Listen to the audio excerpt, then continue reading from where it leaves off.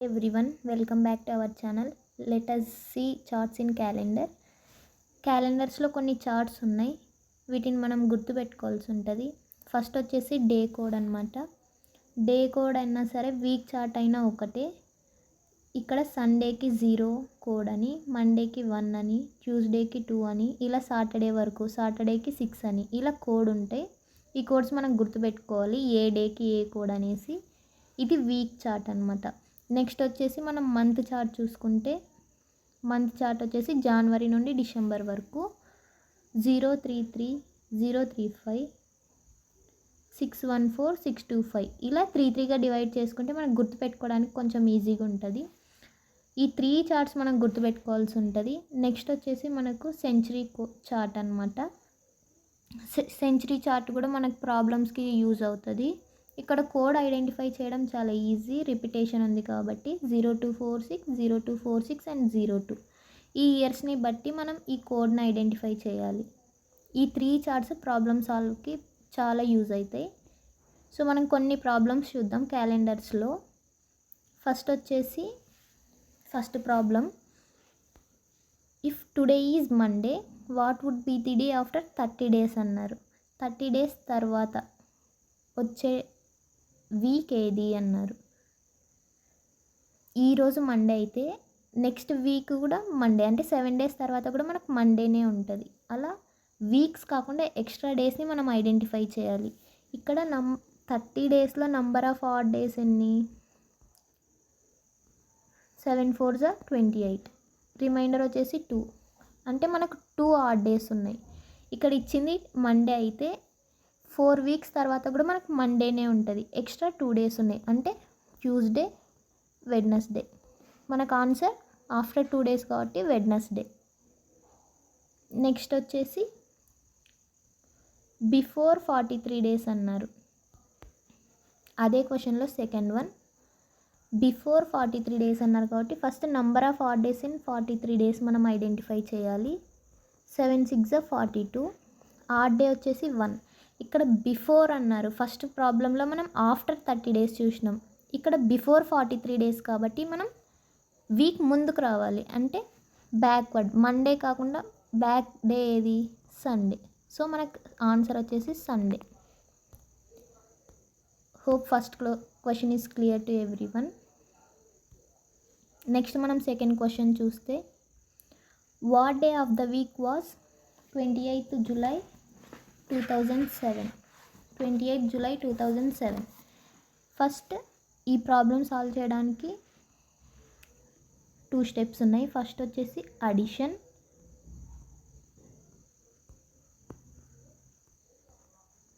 Second step వచ్చేసి division. ఈ 2 steps మనం చేయాల్సి ఉంటుంది. ఫస్ట్ అడిషన్ చూద్దాం. స్టెప్ 1, అడిషన్లో ఏం లేదు. First 28th July 2007, first add date 28, next జూలైకి ఉన్న కోడ్ వచ్చేసి మనకు 6, సో యాడ్ 6.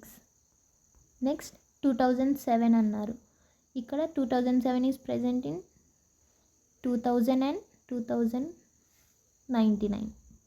2099. సో ఇక్కడ కోడ్ వచ్చేసి 6, add 6 also. Next last 2 digits of the year 07, add 07. Next last 2 digitsని 4తో డివైడ్ చేయాలి. డివైడ్ చేస్తే వచ్చే కోషంట్ని కూడా మనం యాడ్ చేయాలి. కోషంట్ ఇక్కడ మనకు 1, సో యాడ్ 1 ఆల్సో. ఫస్ట్ ఇచ్చిన డేట్ అండ్ నెక్స్ట్ మంత్కు ఉండే కోడ్,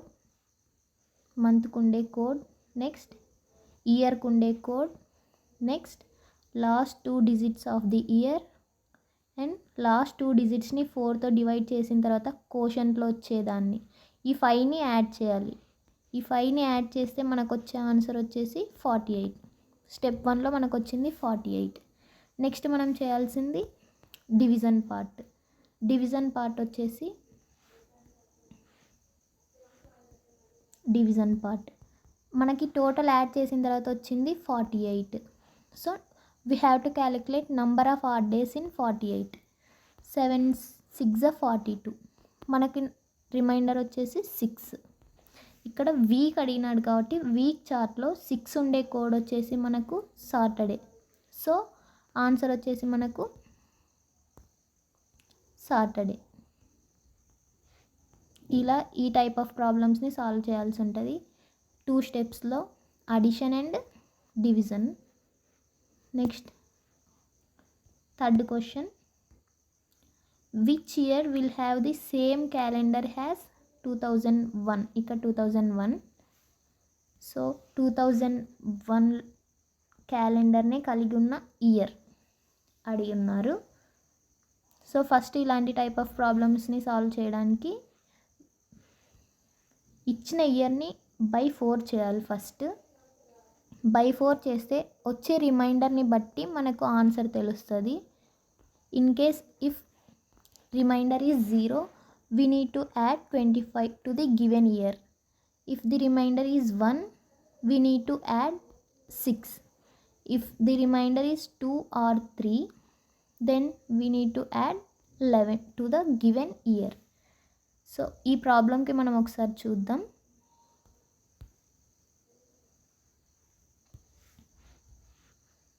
టూ 2001ని 4తో డివైడ్ చేస్తే మనకు 500 2000 కదా, 4 500 రిమైండర్ వచ్చేసి మనకు 1. సో ఇక్కడ రిమైండర్ 1 వచ్చింది. రిమైండర్ 1 వస్తే మనం ఇయర్కి యాడ్ చేయాల్సింది +6. సో మనకి ఇచ్చిన ఇయర్ ఎంత, 2001 +6. వచ్చే year 2007. So 2007 and 2001 both have same calendar. Answer వచ్చేసి మనకు 2007. నెక్స్ట్ క్వశ్చన్ వచ్చేసి, if first day of the month falls on Wednesday, what is the 30th of the same day. ఇక్కడ క్వశ్చన్ వచ్చేసి మంత్లో ఫస్ట్ డే వెడ్నెస్డే అయితే 30th day ఏమవుతుంది అన్నారు.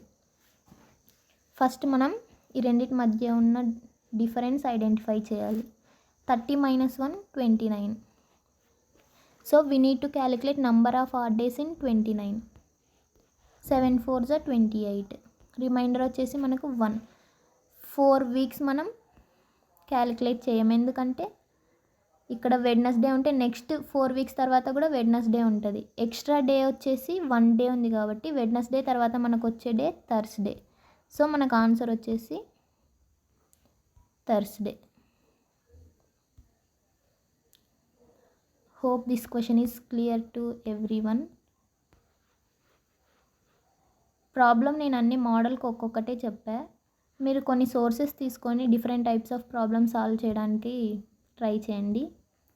Next question వచ్చేసి, if 9th August 1945 is Wednesday, what was the day on 9th August 1949. Question చూద్దాం.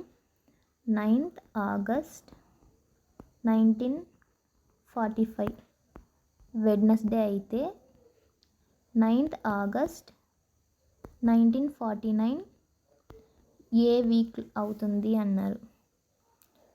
First ఈ 2 same ఉన్నాయి కాబట్టి we can cancel out. So వీటిని మనం పట్టించుకునే అవసరం లేదు. 1945 and 1949 ఈ ఇయర్స్ మధ్య డిఫరెన్స్ వచ్చేసి 4 ఇయర్స్ మనకు. సో ఏ ఇయర్స్ ఉన్నాయి ఈ 4 ఇయర్స్ మధ్య అంటే 1946, 47, 48 and 49.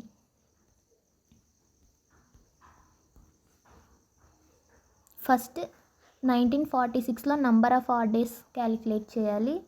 ఫస్ట్ 1946 లీప్ ఇయరా నాన్ లీప్ ఇయరా అనేది చెక్ చేయాలి. If the year is leap year then we have 2 odd days. If the year is non leap year then we have 1 odd day. So 1946 అనేది non leap year కాబట్టి మనకు 1 odd day ఉంటుంది. 1947 కూడా non leap year. 1948 వచ్చేసి leap year కాబట్టి 2 odd days. 1949 వచ్చేసి 1 odd day.